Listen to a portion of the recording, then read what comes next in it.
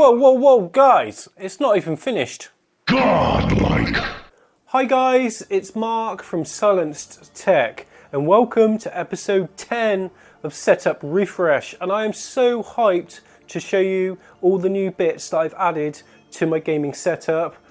Before I do that though, I'd just like to apologise for the lack of content currently on the channel. If you didn't know, I did announce it on Twitter that my girlfriend is currently 5 months pregnant, and also my little boy is on school holidays at the moment for 6 weeks. So it is a nightmare, especially with work, you know, because my girlfriend's pregnant, so I'm doing everything around the house and I'm also having to look after the little one. It is an absolute nightmare trying to do YouTube videos. My health is suffering because of it. I am so tired all the time. I'm not eating right, I'm not sleeping right, and health comes first and so does family. So unfortunately, the channel is going to be lacking in content for a little while. I have reviews to get out. I'm like disappointing companies that I work for, or work with, should I say. And yeah, it's a great shame, but like I said, health definitely comes first.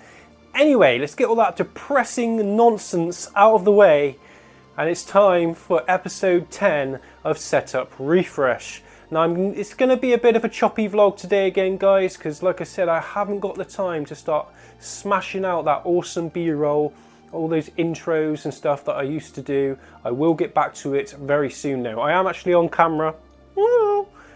It's all going to be filmed live in one shot. Well, not live, but you know, a live recording. Okay, I have finally rebuilt my second PC inside the 570X. Yeah, I guess that makes sense. Oh, it's so good. It's looking so nice right now. I haven't decided on the color scheme yet. I've decided for this video I will set everything just to red. If you could let me know in the comment section what you think a great color scheme would be for my gaming setup, definitely let me know down below, because I don't really know myself at the moment. I'm having a bit of a color coordination problem with my gaming setup, as I just cannot settle for a certain color. Anyway, this case is looking absolutely awesome. I love it. This is about the 4th time I've now rebuilt a different build inside the 570X case. I've got HD 120 fans, six of them. They're all linked up to the Corsair Link software, so you can get some crazy effects going on with this build. The only trouble is it doesn't sync up with my second PC, and it looks a bit odd. That's why I've got it on a basic, just standard red at the moment, and then I'm gonna go from there of what colors I want to decide. I've also got the Corsair RGB strips. I've got an MSI GTX 1080 Ti. I've got a 7700K that's clocked to 4.9 gigahertz, and it never hits above 70 degrees on a single core while stress testing with IDA 64. I can push it to 5 gigahertz, but then it starts going up to 80 degrees.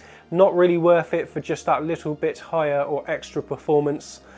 There's not really any extra performance going from 4.9 to 5 gigahertz, so 4.9 it is. Very happy with that. It's being cooled by a H100i. We've got the Corsair Vengeance RGB LED RAM. I've got a little bit of an effect going on with the motherboard. Real nice. Extremely happy with how it's come out. As far as the cable management is concerned, I've got the cables all going down in a hole under the desk. Really good, the cable management. I love how the cable management has come out in this setup. Also, I added an RGB strip. I know a lot of you were saying that, you know, because I had an RGB strip going along my main desk, and you said you should get one for this desk as well. Well, I did that. I've actually moved the desk slightly forward, so there's a few inch gap now behind there. When I look in the camera at the RGB light, it looks like it's just a little line, but it does come up the wall a lot more than what it does on camera. It does look really nice. And the tempered glass, if you've seen this in real life, this case, when it's built with the HD 120 fans, it just looks awesome. I'm still waiting for some posters. I got some huge A1 posters coming, which I've got some white photo frames as well, and some glass, so yeah, it's just going to look awesome. It's really going to finish off the setup. And overall, am very happy with how this has turned out. Now we're just going to show you the next thing that I've added to my gaming setup. Okay guys, here is the mouse, keyboard and mouse pad that I'm using for the final setup tour. Actually, I'm going to be changing the mouse pad. I've decided that I'm probably going to get a white one. Not too sure if it's going to look alright though, because it's going to be white on white from the desk and the mouse pad. We shall see how it goes. This one's starting to look a little bit worn, so I definitely want a new fresh one for the final setup tour. I'll talk about why I've chose these items. I've chose the ROG Claymore because I love its compactness. I love the fact that I'm not hitting it with my mouse while I'm gaming. I also clearly love the look of it, the way the RGB lighting syncs up with my graphics card, high bandwidth SLI bridge and motherboard. And I've added some white keycaps to it, just in the typing area, which I think really sets it off. I've also decided that I'm going to be using, not for hardcore gaming, just for productivity. I've got a Zowie FK2 for hardcore gaming. This is just for productivity and some casual gaming. The Logitech G703. The reason for that is because it's quite heavy, and that's paired up with a Logitech PowerPlay charging mouse pad, which I've cut out an old mouse pad underneath it, as you can see there. Can you see that? Not very well, but I've cut it out, another mouse pad underneath it. You can't even feel at all the gap there. I'll show you properly. Dun, dun, dun. I don't know why Logitech didn't decide to just make an extended version of their PowerPlay mousepad, because they could have just had this area as for charging. Maybe there was problems, you know, with shipping, of, you know, it bending and things like that, because you're not supposed to bend these mouse pads at all. So what I've done here is I've used an old mouse pad, cut round it. If I wanted to do this perfect, this is like alpha testing, guys, alpha phase. If I wanted to make it perfect, I would have got another mouse pad exactly the same as the top one, the same size, and then I would have also used a Stanley knife instead of a pair of scissors to cut round it perfectly. I may do that in the future, but there's a few drawbacks to it. Is that it makes the mouse pad, or the mouse pads, extremely thick. It makes it softer than what it should be, bouncier. Yeah, I'm seeing if I can get used to it yet, guys. I'll probably still keep it for the final setup tour because it's a quite unique, neat feature. So I'll probably keep it there for the final setup tour. So yeah, I'm very happy with all this. Now we're just going to move on to the next thing that I've added to my gaming setup. Right, next part of Setup Refresh, episode 10. I want to talk about my quad monitor setup. Originally, I had no lighting behind it. I've now added an RGB strip, which gives it a good underglow, or should I just say backlighting. Really allows the monitors to look separated from the wall. And I've also changed the wallpapers. I haven't got Wallpaper Engine from Steam currently running. I'm just trying out a few different things, trying to get a bit of color, different shades of red. Probably going to change the color altogether very soon. I just want to talk about how I've got it set up with my two PCs that I showed you previously.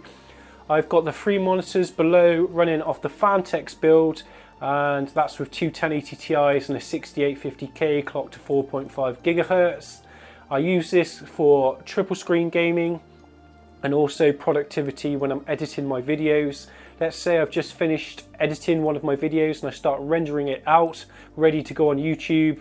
My CPU is rendering out the video and my PC is overworked and I can't currently game on the Phanteks Evolve build. What's great is now I have a second PC. It's not only convenient for gaming, but I can use it for streaming as well. Or even if I wanted to work on another video, do any work along those lines.